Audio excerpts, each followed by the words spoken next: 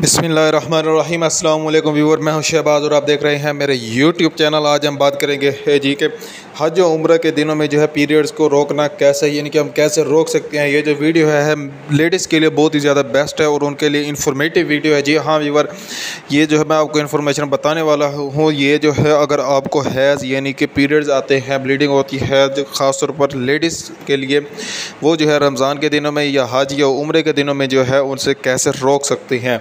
आपने जो है प्राइमरी 10 टैबलेट लेनी है, 2 टैबलेट सुबह 2 शाम को, यानी कि सहरी और अफ्तारी के टाइम जो है आप ये इस्तेमाल करें, क्योंकि जैसे कि आप जानते हैं कि रमज़ान का महीना चल रहा है माशाल्लाह से, तो इन दिनों में जब ये इस तरह इस्तेमाल कर सकते हैं। इसके अलावा हज उम्र में जो है आपने सुबह शाम इसी तरह इस्तेमाल करनी है, 2 टाइम, यानी कि 2 गोली सुबह 2 शाम को। इससे जो है पीरियड्स जो है रुक जाते हैं, जो कि जो है आप बाद में जो है अपने नॉर्मल रूटीन पर जो है आ सकती हैं।